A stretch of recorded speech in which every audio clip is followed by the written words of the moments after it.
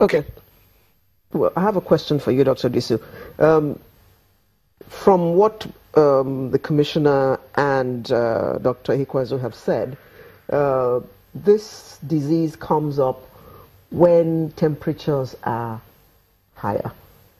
So temperatures are higher between February and March every year, all over the country. So that the disease for now is limiting itself to those few states in the north doesn't mean that the rest of us are safe, does it? Yeah. Good. So what should we be doing to ensure that we do not come down with this disease? And first thing we need to do is to create awareness about this disease, that it is present in the country, and the signs and symptoms people should know, because if somebody close to you has a disease, you should be able to recognize it and help the person access treatment immediately. What are the signs and symptoms? The signs and symptoms, first is fever. Okay, and so then, anytime we have fever, we shouldn't believe it's malaria. Fever, vomiting, especially if somebody has headache, because it's affecting the meninges, the membrane that covers the brain and the spinal cord. So you're likely to have headache and sometimes altered state of consciousness. And somebody may be feeling sleepy or drowsy. And then there is a particular sign, the neck becomes stiff. When somebody is experiencing neck, that you cannot turn the neck well, and you're having pain on the neck, then it could be a sign that this could be meningitis. But the most important thing is, has that person traveled to area where outbreak has been reported, or have you received visitors from those areas? Okay. So those are the things that can let us know whether it's linked to meningitis or not. Then the overcrowding. If people live in overcrowded area, especially where a case has been reported, then you could also suspect that this could be meningitis. Those are the signs and symptoms. But other things we need to do, particularly the healthcare workers, because the healthcare workers are the ones that attend to people who are sick, because hospital is a disease balance where all manners of disease come to. So healthcare workers need to make sure that they practice their infection prevention and control. They use their PPEs, and hand washing is promoted, and then they should have high index of suspicion. That is, if they see somebody with these clusters of signs and symptoms, then they should quickly suspect that this could be meningitis, and they should report to the appropriate authorities who will come and do proper investigation. When I say authorities, that is the Ministry of Health. And how important is prompt diagnosis and treatment? It's important because the mortality or fatality is very high, and it ranges from 20 to 50% in adults. So the earlier the person starts getting the antibiotics, the better. And then the chances of spreading it to others will be reduced once the person is treated. Okay, as we begin to wind down, Dr. Kalkali, you talked about the fact that everybody needs to come together to stem the tide. The symptoms here, as enumerated here, point to several other illnesses that had been before now. I mean, Ebola, the Lassa fever, everybody, we all talk about having fever, symptoms of headaches, and now meningitis has more or less the same symptoms. What should be the first thing to do when you see these signs? I mean, as we try to raise awareness, not only in the north, in other parts of the country. First thing to do when you get signs like that, what do you do? Please go to the nearest healthcare center, closest to you. Meningitis have a few specifics of neck stiffness and sensitivity to light.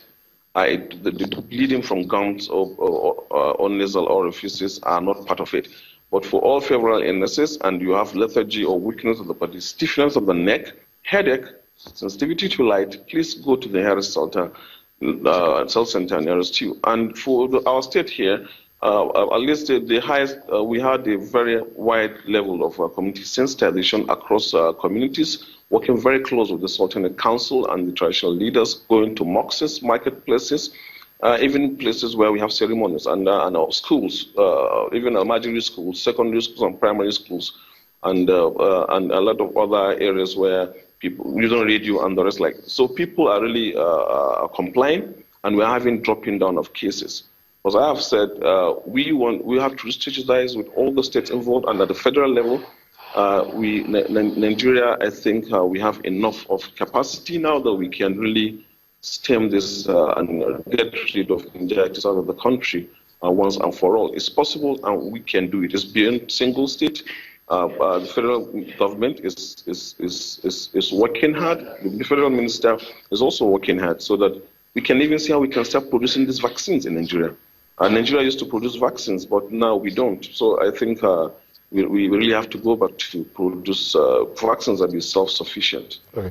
Dr. Ihikweazu, the area of producing vaccines, how do we go about that?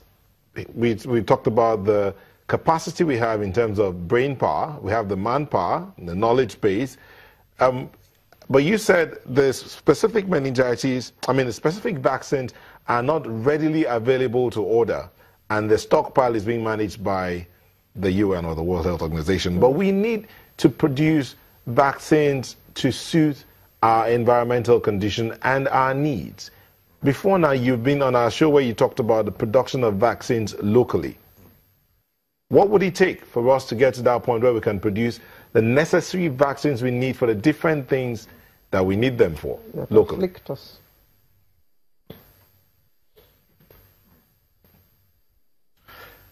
Yes, Nathan, I think that's a good question.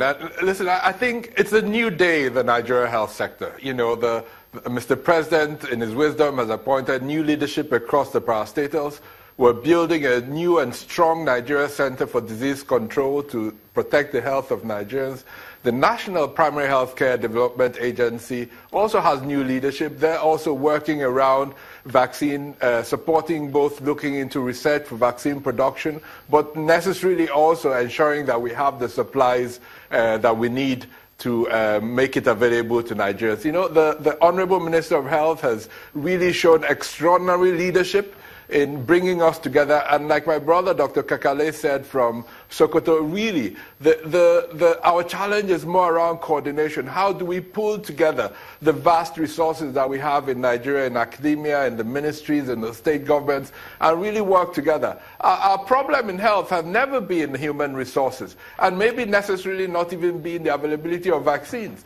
Our challenge is to bring together the resources that we have at state, local government, and federal government levels in the parastatals set up by government to lead on these areas and pull them together, to think together, coordinate our efforts in order to deliver health for our people. And with the new leadership in the health sector, we're absolutely determined. It's a new day in the health sector. We're determined not to let these cycles of meningitis happen every year. And I can assure Nigerians that, yes, we've had a big outbreak this year, but we will learn from it. We will learn from all stages of the response, in early detection, prevention, response, in vaccine availability, in coordination, in the laboratory infrastructure needed, in the antibiotics.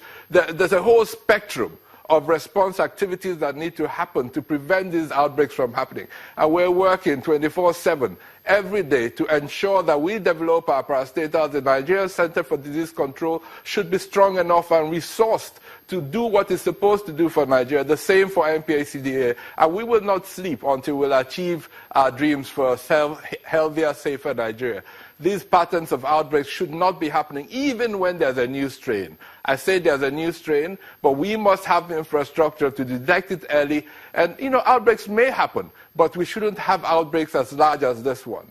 So we will learn very difficult lessons from this outbreak and ensure that we're better prepared next year. And I wouldn't be on your show defending the state of affairs in Nigeria as it is for meningitis at the moment. We hope not. We hope not. Well, we've got to go now, so I need to take your last word on this.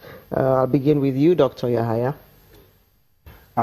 What I think we need to do is to strengthen the primary health care, which are the structures that are closest to the people, and they are the ones that can quickly detect this and then report it to the appropriate authorities before it can get to Center for Disease Control and at the state level and so on. Okay. So strengthening our primary health care system will go a long way in helping us to combat the outbreaks of various diseases we have in this country. Okay. Dr. Shehu, your final word, please. In one sentence.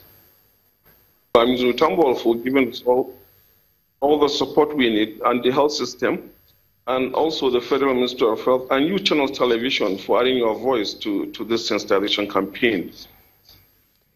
Dr. Ihekwezu?